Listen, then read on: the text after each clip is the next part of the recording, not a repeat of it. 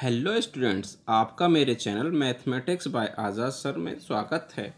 आज हम आपकी इंग्लिश की 8वीं क्लास की वर्कशीट नंबर 16 करने वाले हैं, जो कि 18 नवंबर के लिए। सभी स्टूडेंट यहाँ अपना नाम लिख देंगे, यहाँ अपने क्लास टीचर का नाम लिख देंगे। तो बेटा आज हम जो पोएम थी हमारी ज्योग्राफी लेसन, उसको कंटिन्यू करेंगे। कहता in the last worksheet you read a poem about the perspective of man who sees the city from above seated in a jet plane. पिछली वर्कशीट में हमने पढ़ा था कि एक आदमी था जो जेट प्लेन के अंदर ऊपर बैठा था और नीचे का नज़ारे देख रहा था और सोच रहा था। कहता name the man whose perspective we read the last worksheet stanzas. कहता है लास्ट वर्कशीट स्टेंजा में जो हमने वर्कशीट में पढ़ा था उस आदमी का नाम बताइए। तो बेटा याद कीजिए और बताइए, क्या वो टी.एस. आइलेट थे, रविंद्रनाथ टैगोर थे, जुल्फ़िकार घोष थे, या फिर आपके टेड होगस थे। तो बेटा हम सबको याद है अच्छे से कि वो कौन थे, जुल्फ़िकार घोष थे। तो यहाँ हम टिक लगा देंगे जुल्फ़िकार घोष पर। ठीक बेटा, आगे देखते हैं।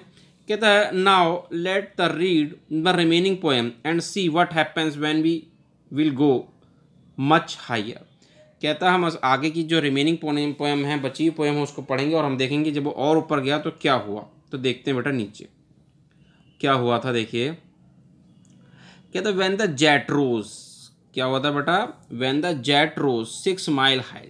जब जेट था कहाँ पहुँच गया, 6 माइल हाई पे पहुँच गया। It was clear that the earth was round, ये एकदम साफ हो गया, उसको पता चल गया कि अर्थ कैसी है, राउंड है, गोल है। But and that had more sea than land, और ये भी क्लियर हो गया कि ज़्यादातर क्या है, सी हैं, समुद्र हैं ज़्यादातर, और जो ज़मीन है, जो लैंड है, वो कम है। But it was difficult to understand, मगर इसके लिए बहुत मुश्किल था समझना। क्या, that the man on the earth found cause the hate to each other. कहता है मगर जो अर्थ पर रहने वाले लोग हैं वो एक दूसरे से नफरत करने का ढूंढ लेते हैं। To kill build walls across the cities, और उन्होंने क्या बना रखा है, दीवारें बना दी हैं शहरों के बीच में भी। एंड टू किल, और एक दूसरे को क्या कर रहे हैं, मार रहे हैं शहरों में, ठीक है, और देशों में क्या बना दिया उन्होंने, कंट्रीज के बीच में दीवारें बना दी। From that height it was not clear why, उसे ये उतनी ऊंचाई पर जाने पर भी ये पता नहीं चला था उसे कि ऐसा लोग क्यों करते हैं। तो देखते हैं बेटा इसका आंसर, आगे देखते हैं क्वेश्चन अब इसके इस स्टैंजा के बिहाफ पर। कहता what was the height that the jet attend, choose the correct option. कहता कौन सी हाइट जो थी जेट ने अटेंड कर ली थी वो आपको पता नहीं, 10,000 फीट, 10,000 मीटर, 6 किलोमीटर या 6 माइल्स। तो हम जानते हैं कितनी माइल्स करी थी बेटा, 6 माइल्स। तो यहाँ क्या कर देंगे, हम टिक लगा देंगे बेटा। ठीक, अब देखते हैं बेटा आगे क्या कहता है क्वेश्चन। कहता है what does the poet learn about the earth. तो कहता है पोएट ने जो है अर्थ के बारे में क्या पढ़ा, ये आपको बताना है बेटा। तो क्या पढ़ा था बेटा अर्थ के बारे में, उसने पढ़ा था that was the earth round पढ़ा था, दैट द अर्थ बाउंड्रीज पढ़ा था, अर्थ हैड नो लैंड पढ़ा था, या एंटायर्ड मेड ऑफ वाटर पढ़ा था। तो क्या पढ़ा था, अर्थ वाज राउंड। ये बात क्लियर हो गई थी कि अर्थ वाज राउंड है बेटा। कहता है what is the thread to the logic of geography. कहते हैं लॉजिक ऑफ ज्योग्राफी में सबसे ज़्यादा थ्रेड यानी कि डरावना कौन है बेटा, एनिमल है, लैंड है, वाटर है, या मैन है।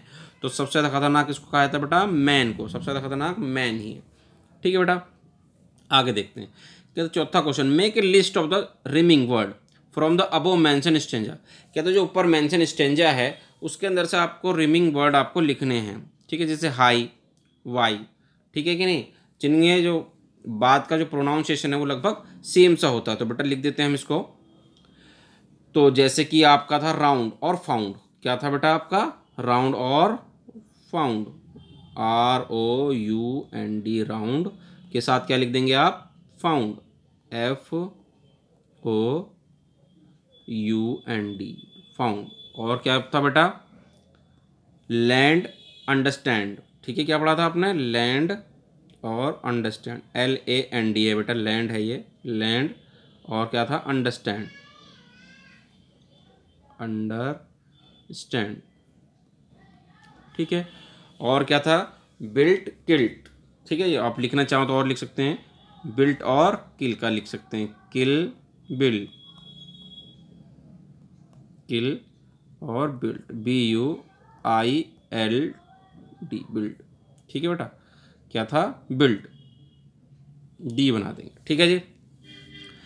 उसके बाद बेटा क्वेश्चन नंबर 5 देखते हैं। कहता है state one thing that become clear and one thing that remain unclear to the poet. कहता है आपको बताना है कौन सी चीज़ पोएट को क्लियर हो गई थी और कौन सी चीज़ क्लियर को अभी तक भी क्लियर नहीं हो पाए थे, वो आपको बताना है इतने हाई पर जाने के बाद भी। तो देखिए बेटा इसका आंसर क्या है हमारा, हम इसका आंसर यहीं से लिख देंगे बेटा। 5वें क्वेश्चन का आपका आंसर जो है यहीं से आप लिख देंगे। कहता है इट वाज क्लियर, यहाँ से लिखेंगे आप, it was clear the earth was round. ये क्लियर हो गया तो अर्थ कैसे राउंड है। ठीक है, अब इतना तो क्लियर हो गया, अब ये नहीं लिखेंगे आप। बट इट वाज, ये हटा देंगे, डिफ़िकल्ट टू, यहाँ लिख देंगे अनक्लियर, अनक्लियर, CLEAR।